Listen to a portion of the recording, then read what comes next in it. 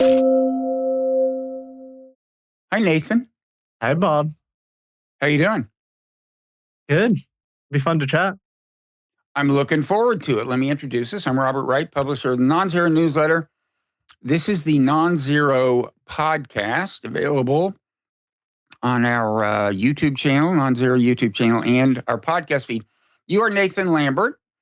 You're an AI guy. For starters, you build open source large language models at the Allen Institute for Artificial Intelligence, which is also known as AI2, I assume, because the initials of Allen Institute and artificial intelligence are both AI.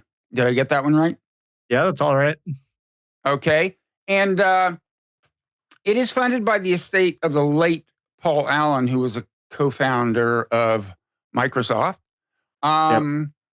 And I think they do a lot of stuff other than AI, maybe as well. Is there a larger Allen Institute that's There's multiple Allen Institutes. So the first okay. one was actually the Allen Institute, which we call the Allen Institute for Biology, or we call it AI1. And then the Allen Institute for AI came after. I see. The Paul Allen umbrella in Seattle runs wide. So there are a lot of other things, but I don't know of any other by the Allen Institute name. Okay. And you are in Seattle, where so many Microsoft-related things are. Before we get into open source, which I think is a really important subject, probably for a lot of people, it first entered their attention via all the publicity DeepSeek got about 8 months ago. It got publicity both because it was a Chinese model that was very impressive, and because it was an open source model, it was very impressive. In fact, I guess, could you say that at the time it was both the most powerful Chinese model and the most powerful open source model in the world, or would that be going too far? Yeah, I would. I think there's some. We'll get into the technicalities on the open source word and open weight, but we don't. Right. I won't begrudge the audience diving into that from the beginning. But yeah, that's what made DeepSeek so impactful, is that it was all the things at once, which is just this China really entering the AI race in a loud way, and then the fact that open models were now just about as good as what OpenAI had just released a few months earlier. So that was kind of such a wild time. And we could do a retrospective, which would be fun in a way. It's like 8 months, 7 months, 8 months later of DeepSeek. No, I do want to get back into that. And I do want to, before we get into open source more deeply, do what you suggested and clarify its meaning. But first, I'm going to actually ask you a question I've asked almost no guests. Do you have a PDUM? I mean, if you make me give a number, I'll give something that's less than 1%. I'll say doom is also debatable. I would say it's probability that AI makes it so we're back in the Stone Ages, I would say, of 0.1% or some very low thing. I think that I talk about a lot of things with AI, and I don't talk about that because the risks that I think about are concentration of power or social media plus. It's if Facebook has 10 times better AI, what does the Reels app do? And so on. That I think that's the thing that motivates me, and I just want more people to be able to understand these really powerful models, which is then downstream is the openness thing for me. Yeah, I would have guessed a low PDUM because you're obviously you're an open source advocate. In fact, you think America should have a more robust open source ecosystem, and that open source should be more robustly funded. There are people who worry about OpenAI, even people who think it shouldn't be legal. They tend to have a high PDUM, or higher than yours anyway. We'll get into the logic of that. And it is also very relevant to the question of the concentration of power and some other things. But maybe we should start by clarifying the meaning. Let me just give my understanding, my layperson's understanding, and then you can correct me and tell me everything was wrong, or tell me I got it I get an A, but you want to add something. So first of all, there are people who say the term is misleading. We should, usually when people talk about open source, they're really talking about open weights models. weights. Oh, I forgot to plug your newsletter, by the way. Interconnections newsletter. Interconnects with an S at the end. Oh, Interconnects newsletter for Substack. The reason that came to mind is because I was about to start talking about the connections among the neurons in large language. Is that what inspired the title? The interconnects are like essentially the networking cables in GPUs. So when you buy GPUs, you need to buy these. I see. You need to have the really high quality interconnects if you want to train a good model and train it fast, which is like something that NVIDIA historically dominated. So it's like it's a play on the information moving layer of training models. Okay, so that is a physical interconnection, whereas the kind we're talking about when we're talking about weights are not physical in the same sense, right? Because the neurons are not these physical things in the same sense that a chip is a thing. So it's a big matrix of numbers. Yeah, it's in software form, but you can imagine it as a physical thing. Anyway, so a large language model has a ton of these things called neurons. The average neuron is connected to a lot of other neurons, not all the ones in the model, but a lot. All told, there are like billions, hundreds of billions, sometimes even trillions of connections among neurons in a model. And after the training is finished, and by training, I mean to include what's called pre-training, post-training, everything, and the model is like ready to go, then each of those connections, jillions, has been assigned a number that's referred to as the weight of that connection, right? And what a weight, we can think of a weight, loosely speaking, as I mean, stop me if I get anything seriously wrong. I think I can help you. So it's a neuron in like linking to biology has kind of multiple meanings. The weight is essentially a number, and the architecture of the model, this thing that people talk about, is like an order of operations where you're using different weights at different steps. And the weights are essentially all the numbers you need to do this really complicated function. So you take them piece by piece and you have like a layer, which is a collection of weights that manipulates a number. And then the complex function you have is the next layer is just told where to point in software and to like where to get the previous number from. And those would be like, that would be like the interconnection in your analogy between neurons, which is just software, which is saying like, where does the next layer get its number from in this kind of really complex transformation? Okay, and at this point, we should maybe add then, since you've used the word layer, there are layers of neurons, and the information flows. You can think of it as top to bottom or bottom to top. But anyway, it goes sequentially.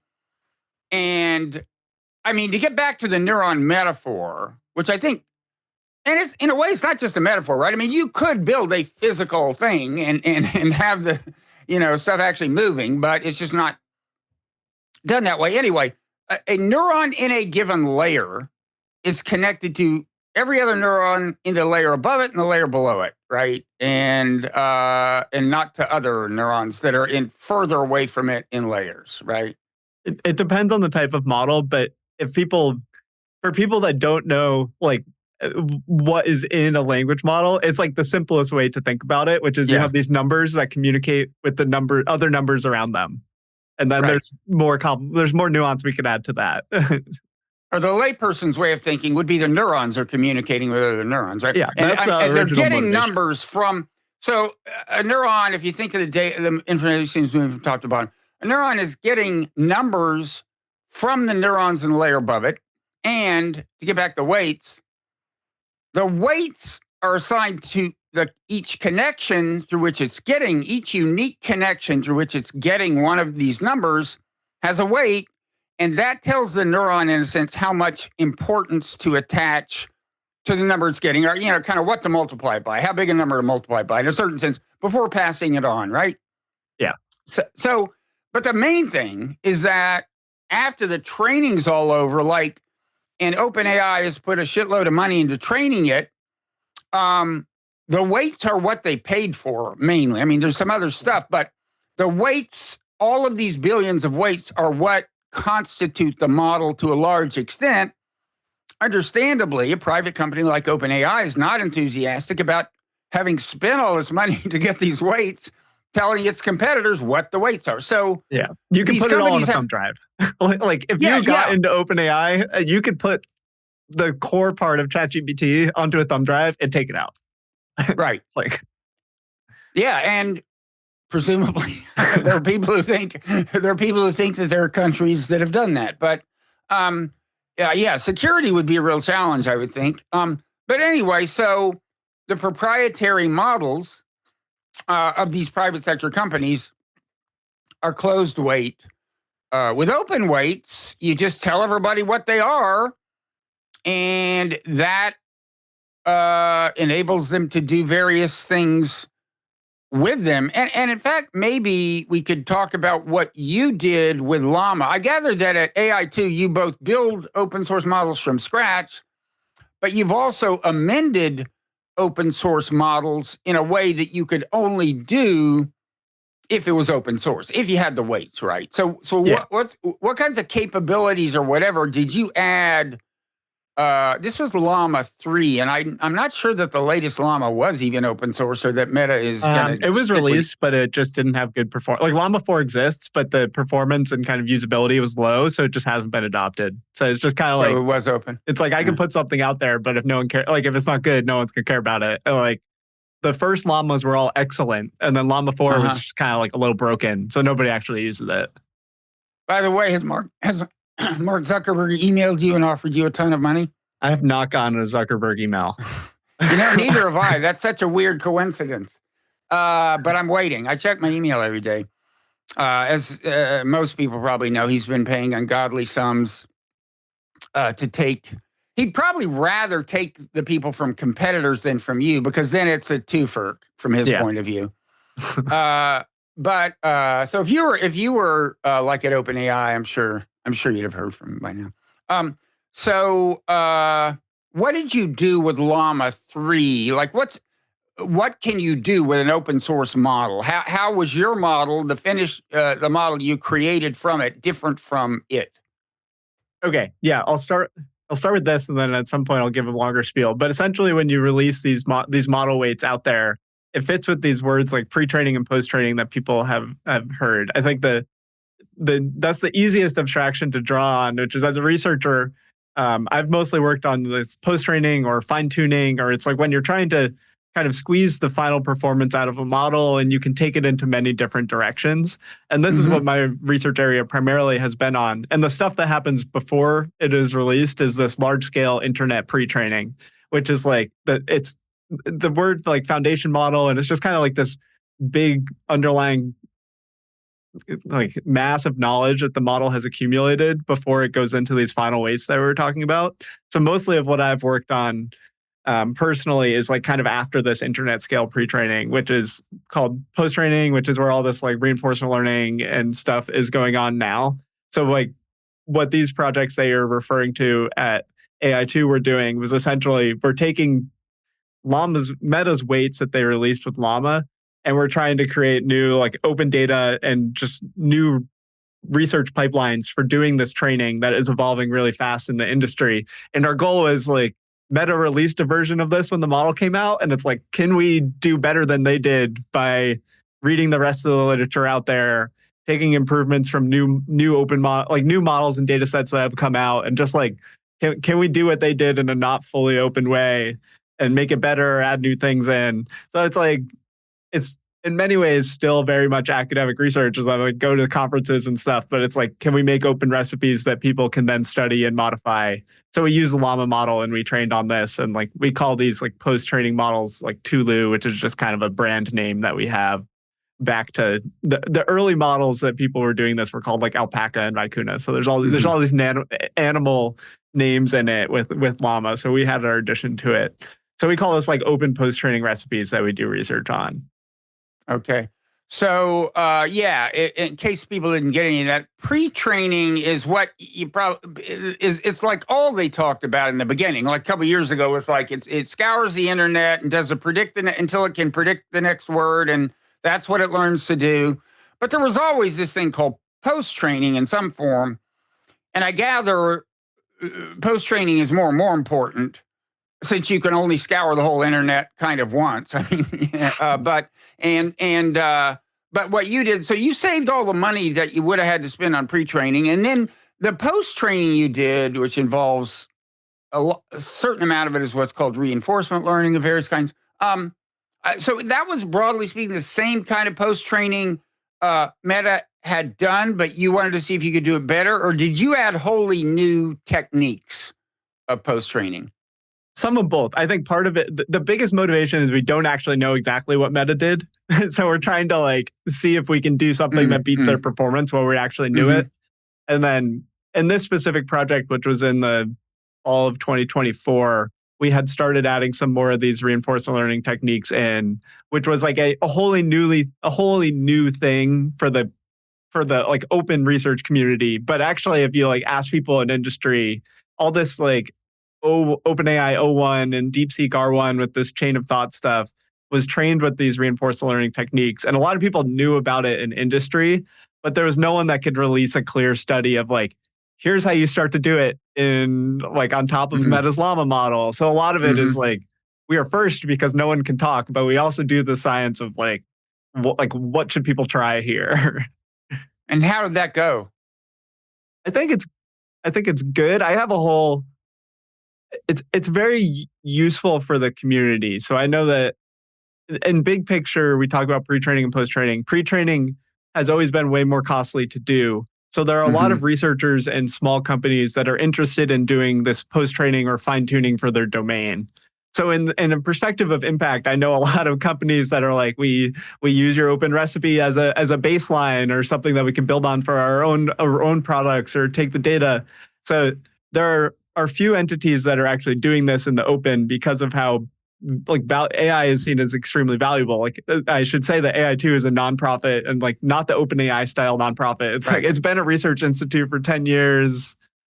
In some ways that sounds similar to the OpenAI story, but like culturally it doesn't have the same, like OpenAI has this culture of needing to scale and this like foundational belief of worrying about Google, where AI2 was always much more connected to the academic community and the University of Washington. And like that center of mass makes it much more academic than OpenAI ever was. So it's like, we just want to be a part of that. And then a lot of people build on it. Yeah, I can see some differences between your vibe and Sam Altman's like already, and we've only been speaking for 20 minutes or so. So I guess here's a question. So again, anyway, the thing about OpenAI is researchers who really know what they're doing can do what you did. They can take a model, and they've got a big head start compared to having to start with the pre-training, and can fool around with it. Now, one question is, I assume you would say that if there were a more robust open source ecosystem in the US, and for that matter globally, that would have an accelerating effect on AI progress. It would tend to make things move faster. Is that your view? Directionally, yes. Like definitely, it makes it so more people can do more relevant research. And like the single thing that I focus on a lot right now is having these model weights that are close, like stay close to the frontier. I'm not an absolutist that thinks like GPT-5 just came out. Like I'm not going to be like OpenAI should release that. Like I see safety risk in that. There's always like this time lag, and especially in the last, like, if you look at the American models, the lag in performance between what OpenAI and Anthropic are doing versus the open models from the US is getting bigger. And what has happened is that the Chinese models have, in the same time where US progress is slowing down, the Chinese performance and just number of models they're releasing has accelerated. So most of the research is now on these Chinese models. And that is like, if I'm going to review recent research papers in the areas I work on, most of them use Qwen, which is from Alibaba's cloud division. And it's what is enabling AI research. So I think it's hard to say exactly how much like more models will make it so that more people can address more specific research questions. So it'll make progress faster. I think I could prophesize, like I could say like, oh, it'll make it so much X% faster, but I don't know exactly how research ecosystems work. But faster. So this is one factor when people decide whether they're kind of for full speed ahead on open source or are worried about open source.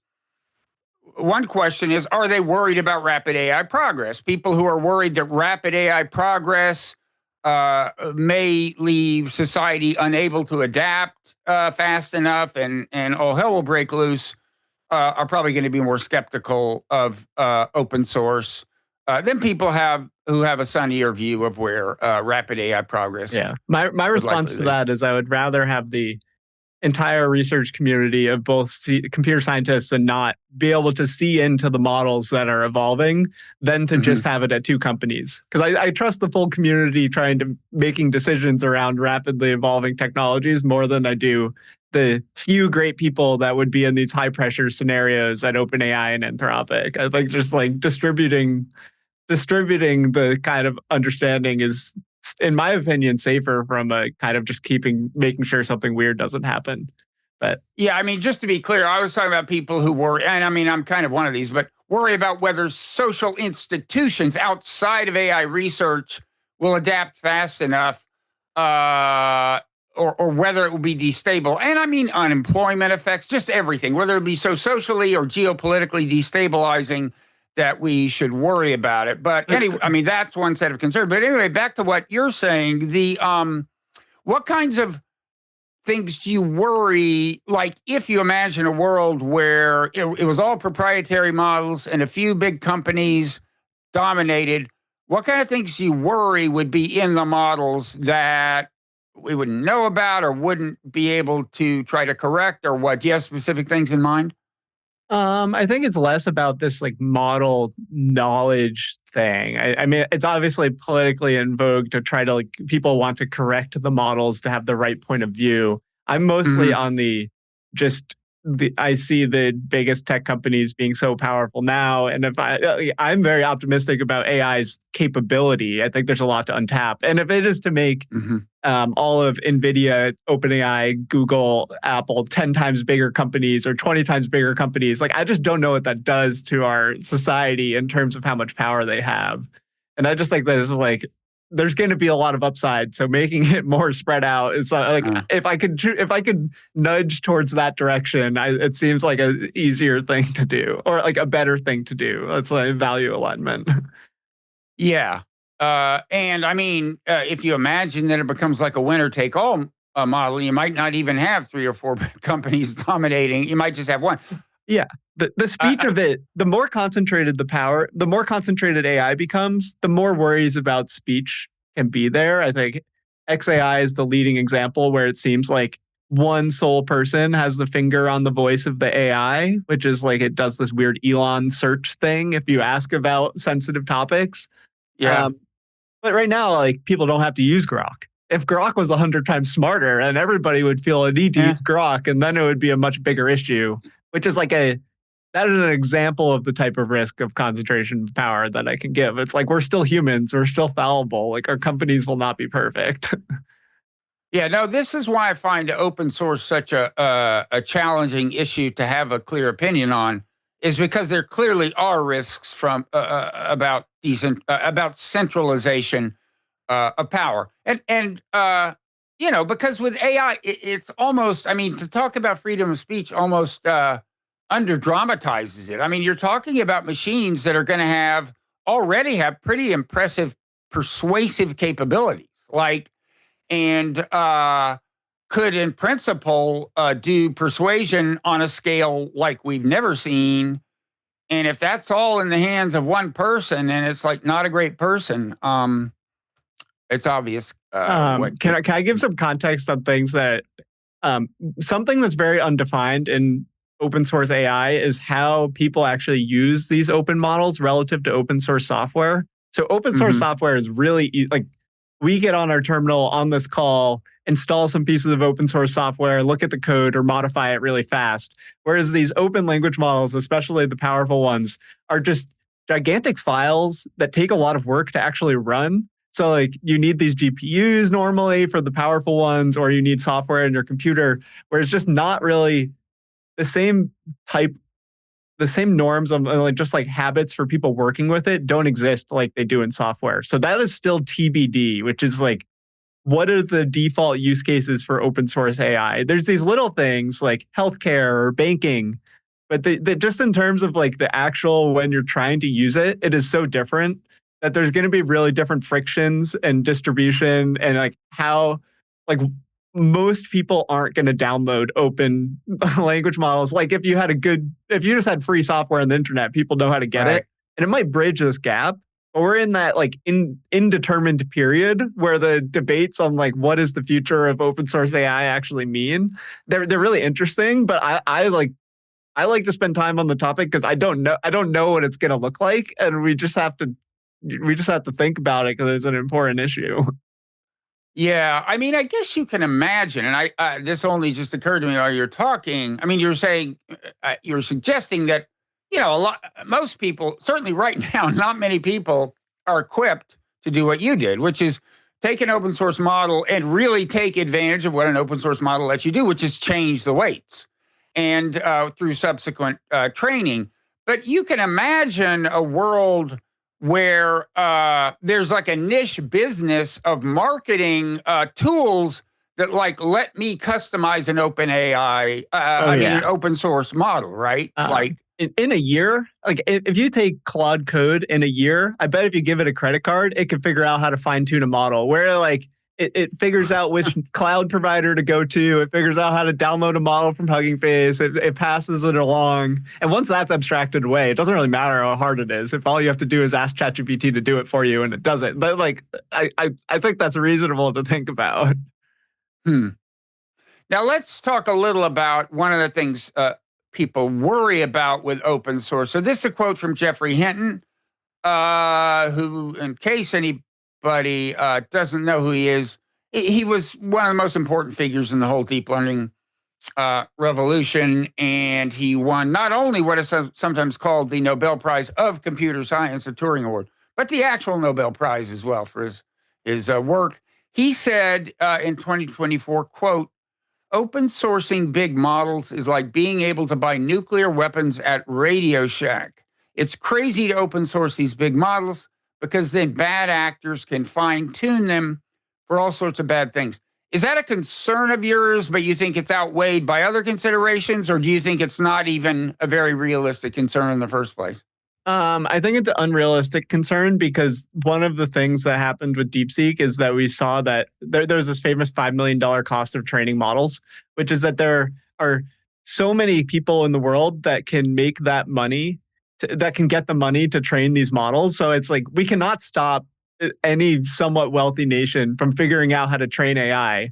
So if your policy is that nobody should release AI, there are a lot of people that are independent entities that can do things. So I'm of the side that we need to prepare for a world where there are powerful AI models that are in the open. Ideally, we want to have setups like the current US equilibrium from a safety perspective of these closed labs being 6 to 12 months ahead of the open models is a good like safety and security equilibrium. And so long as we keep something like that, where the models from international entities that we have no control over, like as long as we're just ahead, that's kind of the best we can do. And I don't think we can just stop, like we can't stop China from releasing these. I think there will be more countries than just, like there are more countries training AI models. There's some countries in the Middle East are investing in it. We hear about this with the compute deals and stuff. It's like we just need to be prepared for these things, for the internet to be everywhere. Otherwise, it's like we're kind of lying to ourselves. Yeah. So up till now, we've been talking about what you might call, I guess, generic pros and cons of open source. In other words, if you just imagine like there was only one nation, within one nation, what would you worry about, and what would you think was like a virtue of open source? But as you've just now you're bringing us into kind of geopolitical territory, and that's adds a dimension to the debate, right? Like, and I think that's what you've been emphasizing in advocating more the commitment of more American resources to OpenAI. It's clearly not your only consideration. You just listed some others, but you've been talking somewhat in geopolitical terms. And by the way, do you have like a project, are you? Is there a project you're trying to get off the ground, or am I confused? So I about 8 days prior to recording this, I launched what I called like the Atom Project, which is a catchy name for American Truly Open Models, which is mostly a website and branding that I could put up there to get interested parties, whether they're working at tech companies or VCs or researchers. It's just like, who cares about this? And then what I'm doing now is I'm filtering through the emails and having conversations with people that might actually be able to make this happen. So I think that the place I work at AI2 is, I think, poised to do some of this, but I think we want to have multiple of them to make sure it happens and have a kind of healthy ecosystem of multiple parties participating. And like AI2 just would need more resources for it. I know, like, I'm not like the CEO or anything of AI2. I don't look at the balance sheet, but I know that the leadership is trying to do this. But I just think relative to, if you look at the hundreds of billions that these American tech companies are paying for capital expenditures for AI, doing this kind of truly open models can cost orders of like hundreds of millions of dollars. And these tech companies are going to be the people that benefit, because it's like the research ecosystem being in their kind of sphere of influence. It means that they get to pick up these research ideas sooner. It's designed to run on NVIDIA hardware or AMD rather than like Huawei chips coming up. So it's just like, it's relatively cheap. It's just not the focus of people that are trying to race at the cutting edge of AI. I see it as this kind of make sure that the researchers for the next decade have relevant models to work with. And it's not just like a total, all the relevant models are closed and we kind of suffocate research a bit. And that's what I'm seeing. It's like, you had talked about these post-training models on Llama earlier. The other thing that AI2 does is we do pre-training of like fully open source models. So the difference between this open source and open weight, awful terms. I feel like all this terminology stuff really confusing. So the truly open source just means that we give you the data set so that you can do it yourself rather than just these final weights. So it goes back to open source. Wait, what is this data? The data set referred to? So if we did this training on like a selection of cleaned up websites, like this large scale web data, this is what Meta and OpenAI and all of them will never release. One, because it's a trade secret. Two, because they'll probably get sued up the wazoo. But like, as a nonprofit, like, we can release this for people to do research on. Like, we're not commercializing it. So that's what we do, and that's what we say the difference between like what we're doing and what Meta is doing is that researchers can look at our actual data and try to learn stuff about AI. And then so like this goes back to open source software where it's like free to modify and stuff. And if you don't release the data, it's hard to change the model in a future run because you just don't have what they made with the ingredients of the recipe. So sometimes they don't even reveal, broadly speaking, what kinds of post training they did. Leave aside the data set. I mean, do they not even necessarily say, okay, we did some reinforcement learning with human feedback, focusing on this kind of stuff, and like they don't even go to that much detail? It varies. So for some of Meta's Llama models, they actually did a very good job of saying like, here's the methods we used.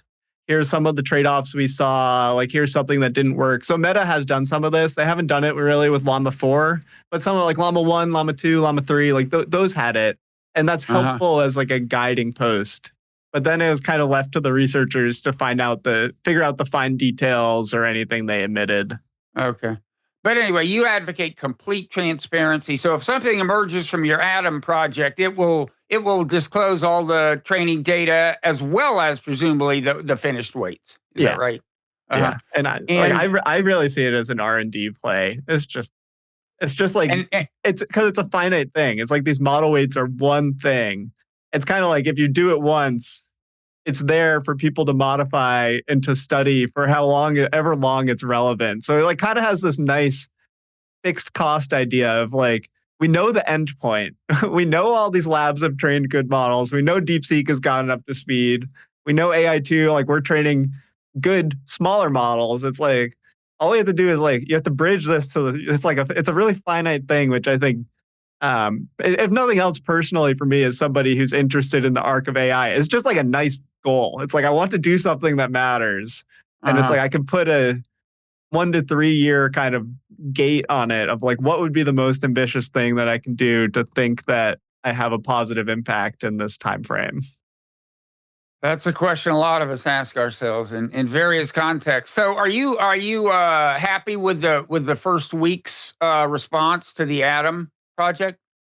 The thing that I'm okay, so it's like I'm a creator as well. It's like nice. It would have been nice if it went more viral, but the thing that I'm happy about is how like cross not cultural, but like across all the different types of people who participate in the AI ecosystem, prominent people signed on to support it. I mean, signing on to support is not a huge thing, but at a company, it's like prominent people normally need to ask if they can sign something because it signals something. But it's like the chief strategy officer at OpenAI was like, this is a good initiative, or prominent VCs or prominent researchers. There's just a large coalition of people who agree that it's the right direction to go in, and then it's hard to get like, where do you get $100 million? It takes a long time for the government to spin up that type of money if it's going to come from the government or private sector. It's just now in that I'm now in the learning about how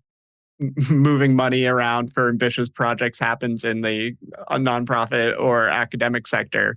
But it's mostly just being bold enough to be like, I'll talk to people about this if they're interested. Like, I'll do the legwork on it and see where it goes.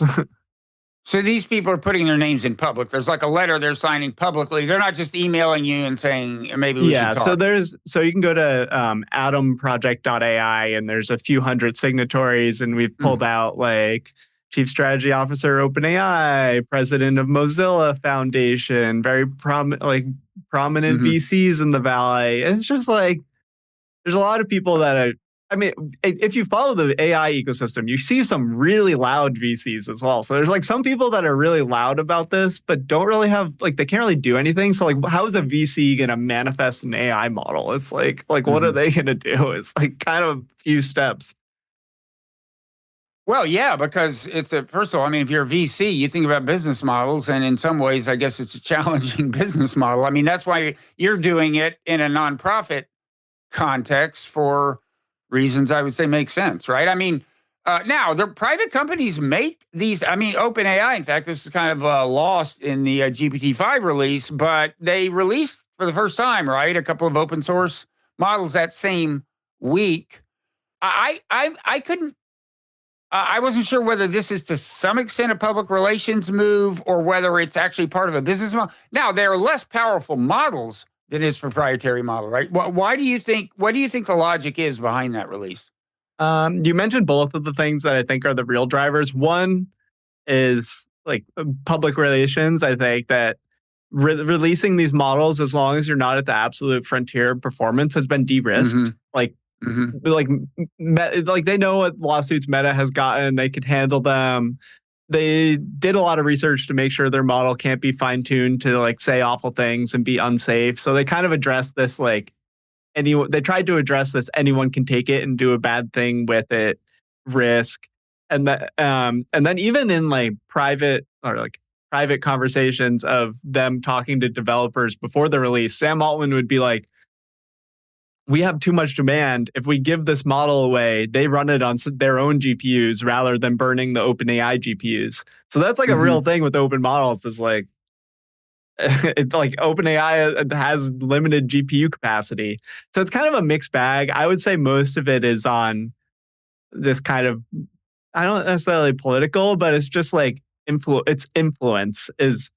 There are people who are going to start with an open model. I think in the long tail of AI users, it's the people. It's easier to get approval for. You can tinker with it, and OpenAI wanted to be in that conversation, and the community has shown that there's just like the risk profile is lower now from there being more competition and from people getting their toes wet before them. So it's just kind of like became a thing that's easier for them to do. Yeah. And I guess they'll generate some revenue with it somehow. I mean, there are people who like a small. I guess there are people who like a relatively small open source model. I mean, other companies market those too. I think Microsoft and others, small, like in others, less powerful open source models, right? What you said reminded me, like when you said OpenAI knows how to keep it from train one that won't do these bad things.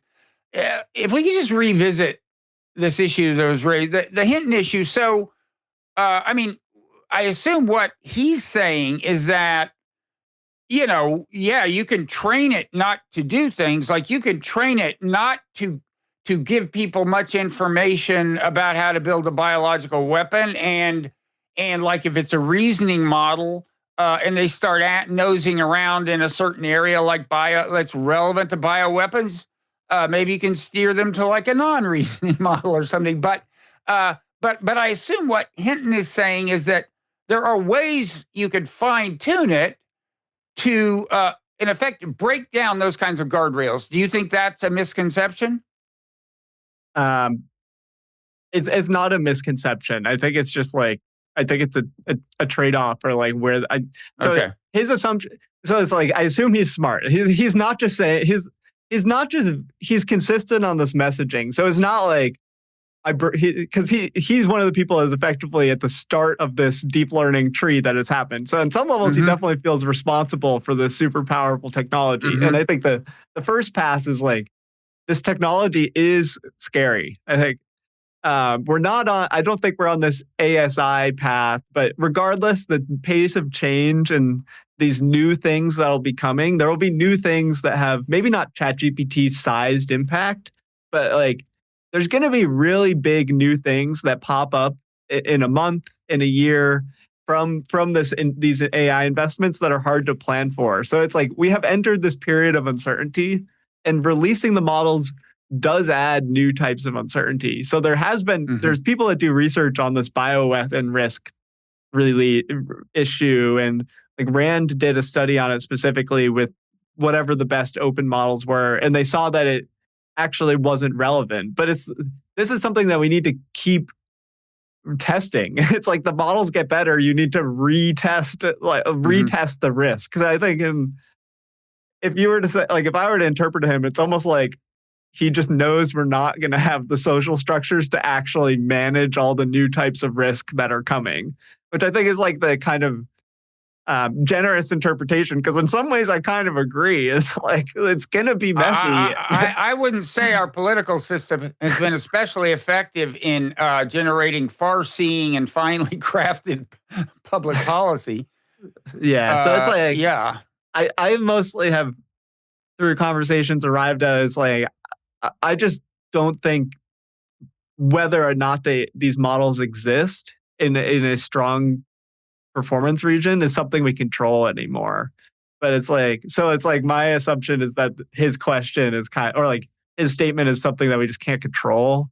So it's almost hard to provide commentary on it. So I don't want to seem like it's like I'm answering like the next question in a way. Yeah. Well, in a way, this brings us back to China, which that's where I wanted to go anyway, because the only way you could actually like ban open source is to do it with an international treaty or something. And you would also need to feel reassured that it was effective in other countries. You can firewall yourself. So like the US could be like, we're removing ourselves from the internet. And like, if China has implemented that, I'm sure the US could implement that. But I think that's not a winning proposition in terms of like what values people have here.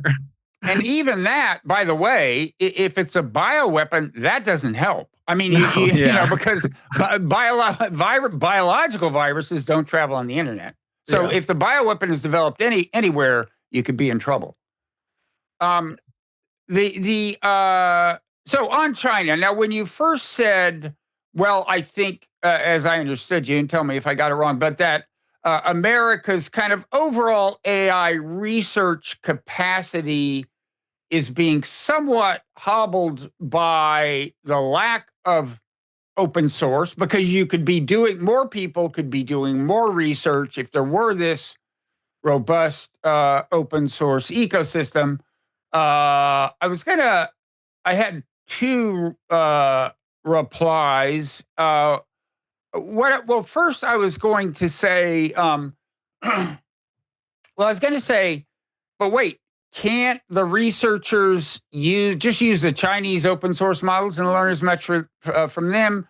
But I think you've said two things that hint to me at what your answer would be. One is you said the most useful open source in America will be on the American tech stack. So it'll be on NVIDIA chips and not Huawei chips.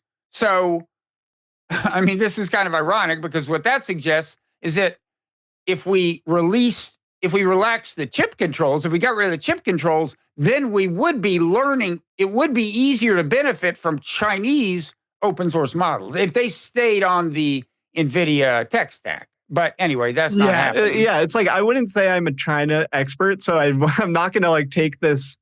I provide it as a grounding example, and I would be very unsurprised if you were to play out the game theory of it with like 2 steps down the line. If there's just some like, oh, that was a weird assumption, Nathan. I was like, I think it's just the most grounding example in terms of why do American tech companies benefit from the AI ecosystem being close to them? A lot of it is talent. A lot of it is like the default research paper language right now is English. It has been for a long time, but that has changed in the past.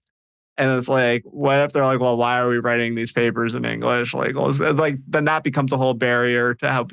So it's a lot of these very soft things, right? It's just like people being used to using certain models that become standard. So like the closest thing to a standard in the research community right now is a Chinese model. And at the low level, there's tooling that gets developed that's a bit better for them. There's just know-how. So like me and my colleagues and I, it's like, we just know how to use this Chinese model now because it's the standard. So there's a lot of these soft boundaries that must accumulate over time. It's like I want to talk to more people that understand like how does science evolve and like what does that like how does that intersect? Like I want someone to battle test more of my ideas on this open source stuff there. It just seems like this is if you if you provide people with the tools made in America, like in the US, it's just an easier thing. A lot of it is motivated by how if you're building a startup in the US, a regular thing that you hear from like you hear that companies can't use these Chinese models because you have to get IT approval. Your customers just are like, ooh, what if it's, even though it's not a functioning assumption of like, what if they take my data, even though it's just a set of numbers, it can't do that. There's just all these little trips where it's like a long list of people are wary of Chinese models and the US could benefit from having its own models. So I think some of it is like, I need to keep working on the communication of it, but I'm trying to paint a picture of why it's an important issue, but not one that's, like I'm not going to get the government, like the DoD, as excited about it. I'm not going to be like Chinese models have a known security flaw where if anyone in the US uses DeepSeek, then they have a backdoor into your computer. Like I could tell that story. It's not grounded in facts right now, but that's it's trying to thread these two needles. But that's very much out there. I mean, there are scare stories about DeepSeek, right? That some of which are not valid. So the other thing I guess you could say in response to the question about, well, can't we benefit from the Chinese open source models is, well, in the Nathan world, the open source models we develop, what you're advocating are just fully transparent. And although DeepSeek, they were transparent as these companies go, I think, compared to Meta. In fact, I was surprised just based on listening to podcasts, how much they disclosed in the research paper. I mean, given, if you kind of accept the framing of this kind of hardening Cold War between China and the US, and you accept the idea, which I think is perhaps too simple often, but you kind of assume that, well, the Chinese government is controlling everything and these companies have no freedom, then you wouldn't expect them to really be very forthcoming about how they created that model. But they were pretty forthcoming, right? Okay. So I don't know. I don't have a good grasp. I don't know your China knowledge, and my China knowledge is limited. But it's like my understanding of the Chinese government is that it's much more distributed than the U.S., even though that the communists, the leadership has a strong dictate and can filter that through the distributed network and make very strong pushes. But when I see a decentralized system, if there's something new like AI, the decentralized nodes on it, they're not going to have a directive, so they're going to be like, do whatever. But then in the next couple of years, we could see the policy change a lot in terms of how they message it. And I don't have a prediction there. But that's the thing. It's like if this AI plays out over 2 years and 5 years or 10 years, I do think we'll see trends where DeepSeek is one end, and then we'll see a clear definition of what it looks like the policy is in a couple years, but not this year. Yeah. My understanding, I think maybe similar to yours, which is that the Chinese government wasn't necessarily paying much attention to DeepSeek before this happened. And in fact, it's not even, not all experts think that DeepSeek had to get the government's permission. But in any event, the Chinese government, they're familiar with DeepSeek now, and they're paying more attention, and they're no doubt trying to exert more influence on the direction. A hearsay on the ground is normally DeepSeek has released one thing a month, at least through like March or April of this year, and their releases have slowed down. We don't have enough data to know if that's a conclusive thing of them releasing less. But in the last few months, we've heard less from DeepSeek than we have in the 18 months before. Okay. Well, listen, we're going to continue this conversation, but as regular listeners and viewers know, what we generally do is have a pretty long conversation in public, as we've had, and then we go into overtime, which is accessible to paid subscribers to the Non-Zero newsletter, which you can become by clicking the link in the show notes or going to the Non-Zero newsletter and clicking on this episode, which will be posted there. Anyway, Nathan's been kind enough to agree to stick around for some overtime talk. We'll talk more about China and get back to that, the whole DeepSeek story itself, which is such a fascinating thing on the global media radar, and we'll talk about other stuff. But first, Nathan, I want to give you a chance to say anything you haven't said. Again, the name of your newsletter is Interconnects, and if there are any billionaires who want to fund your Atom project, where do they go for that? Probably your newsletter, right? Yeah, there's atomproject.ai, but if you go to Interconnects or you search Nathan Lambert, my email is like on my website. I'm an academic in that sense. It's not too hard to get in touch with me. I want to make AI easier to understand. There's a lot of hypey takes and fear mongering, and I try to ride a middle ground between it's nothing and it's existential risk. So it's like it's what's actually happening. So that's what I try to do. Okay. So thanks everybody who's followed us this far. I hope you will follow us into overtime. That is where we're going to go now.